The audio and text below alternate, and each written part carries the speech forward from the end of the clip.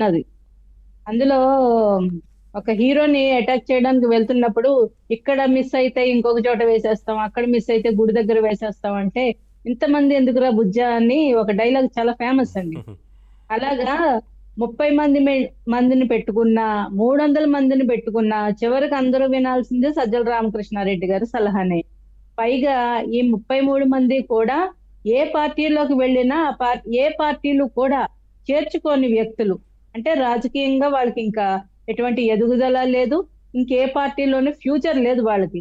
అటువంటి వ్యక్తులను అందరినీ తీసుకుని వచ్చి ఈ కమిటీలో వేశారు. లేదంటే వీళ్ళు వేరే పార్టీలోకి వెళ్తే ఎలాగూ ఎక్కడ వాళ్ళని తీసుకోరు కాబట్టి ఇక ఈ పార్టీలో కూడా ఉండకుండా ఎక్కడ జారుకుని నెమ్మదిగా వాళ్ళ పని వాళ్ళు చూసుకుంటారో. ఎందుకంటే రాత్రి ఉన్న వ్యక్తి పొద్దుటి కల్లా తెల్లారి కల్లా ఆ పార్టీలో ఉంటున్నారో లేదో తెలియట్లేదు, అందరూ సైలెంట్ గా జారుకుంటున్నారు.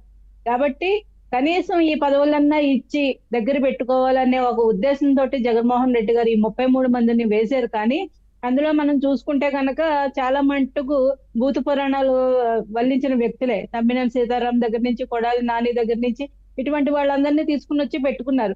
కొద్దో గొప్ప కాస్తన్న పార్టీకి ఉపయోగపడే వాళ్ళు, సరైన రాజకీయ దిశానిర్దేశం చేసేవాళ్ళు, సరైన సలహాలు ఇచ్చేవాళ్ళని జగన్మోహన్ రెడ్డి గారు దూరంగా పెట్టేశారు.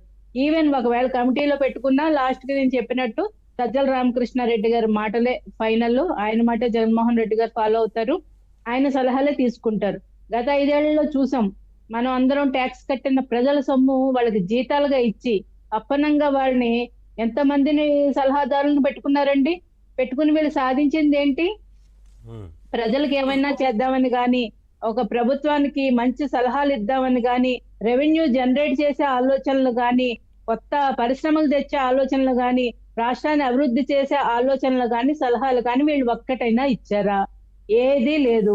కనీసం వారి పార్టీ డెవలప్ అయ్యే సలహాలు ఏమన్నా ఇచ్చారంటే 151 నుంచి మధ్యలో 5 ఎగరగొట్టేసి 11కు తీసుకొచ్చి కూర్చోబెట్టారు. మళ్ళీ అలాంటి వాళ్ళని అందరినీ తీసుకుని వచ్చి స్టిల్ జగన్మోహన్ రెడ్డి గారు మళ్ళీ వాళ్ళకే పదవులు ఇచ్చారు. అంటే వేరే ఆప్షన్ లేదనుకోవాలా? వారు తప్ప ఇంకెవరిని జగన్మోహన్ రెడ్డి గారు చెప్పారు కదా. మనకి ఇప్పుడు కోటేశ్వరరావు గారు మాట అన్నారు కదా, అంతకన్నా సమర్థవంతమైన వారు కనపడట్లేదు కాబట్టే వారికి ఇచ్చారనేది. మనం అనుకోవడానికి అలాగ సమర్థత కలిగిన వ్యక్తులు కనబట్టలేదని మనం అనుకుంటున్నాం. కానీ జగన్మోహన్ రెడ్డి గారికి మాత్రం వాళ్ళు న్యాయం చేశారండి. ఎలా అంటే మద్యం కుంభకోణంలో ఎలా దోచుకోవాలి, లిక్కర్ స్కామ్లు ఎలా చేయాలి, క్యాష్ ఓన్లీ తీసుకుని ఆన్లైన్ పేమెంట్లు చేయకుండా ఎట్లా ప్రజల దగ్గర నుంచి దోచుకోవాలి, మైనింగ్లో ఎలా దోచుకోవాలి, వారి యజమానులను ఎలా బెదిరించాలి, ఇటువంటి పనులన్నీ బాగా చేశారు. ఇటువంటి పనులన్నీ బాగా సలహాలు ఇచ్చారు.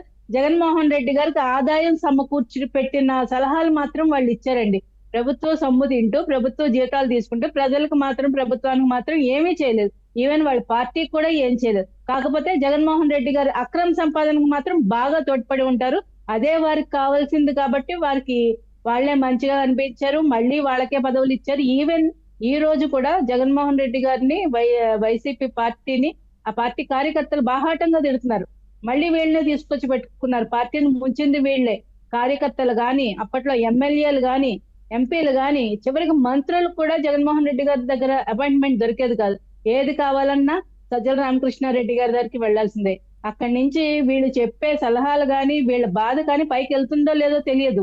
అంత సకల శాఖ మంత్రి ఆయనే, సకల సలహాదారుడు ఆయనే, ఎవ్రీథింగ్ ఆయనే. అంటే ఒక షాడో ముఖ్యమంత్రి లాగా ఆయన వెనక నుండి నడిపించారు. జగన్మోహన్ రెడ్డి గారు పబ్జీ ఆడుకోవడం, నీకెంత నాకెంత నీకెంత, ఈ పంచుకోవడం తప్ప ఇంకేమీ చూసినట్టు కనిపించట్లేదు మనకి. ఎందుకంటే ఆయనకి ఒక పాలసీ మీద అవగాహన ఉండదు, ప్రభుత్వంలో ఏం జరిగిందో అవగాహన ఉండదు, కోర్టు మొట్టికాయలు వేస్తున్న అవగాహన ఉండదు, చేసిన తప్పులే మళ్ళీ మళ్ళీ చేస్తున్నా, రిపీట్ అవుతున్నా, కనీసం సరిదిద్దుకునే చర్యలు ఎక్కడ ఉన్నట్టు కనిపించలేదు. ఇప్పుడు ఓడిపోయిన తర్వాత కూడా సేమ్ అదే రిపీట్ అవుతుంది. మాకు కూడా కావాల్సింది అదే సార్. కూటమి ఇంకొక 15 ఏళ్ళు 20 ఏళ్ళు హాయిగా పరిపాలనలో ఉండాలి అంటే ఇటువంటి సజ్జల రామకృష్ణారెడ్డి లాంటి వాళ్ళ సలహాలు తీసుకుని 100 ఏళ్ల పాటు జగన్మోహన్ రెడ్డి గారు ఆయన పార్టీ ముందుకెళ్లాలని మేము కోరుకుంటున్నాం. ఎందుకంటే ప్రజలకు వాళ్ళు చేసేది ఏముండదు, చెయ్యాలన్న ఆలోచన కూడా లేని వ్యక్తులు సార్ వాళ్ళు. కాబట్టి అటువంటి వాళ్ళు సలహాలు తీసుకుని జగన్మోహన్ రెడ్డి గారు అలాగే కొనసాగాలని మేమైతే అనుకుంటున్నాం. ఈవెన్ వాళ్ళ పార్టీ కార్యకర్తలు మనం చూస్తే కనుక సోషల్ మీడియాలో బాహాటంగా విమర్శిస్తున్నారు. అంటే ఒక ప్రతి కథకి ఒక భారతంలో శకుని ఉన్నట్టు జగన్మోహన్ రెడ్డి గారికి సజ్జల రామకృష్ణారెడ్డి ఒక శకునిలా తయారయ్యాడని, ఒక పార్టీకి పట్టిన శని అని వారి ఉమ్, ఉమ్.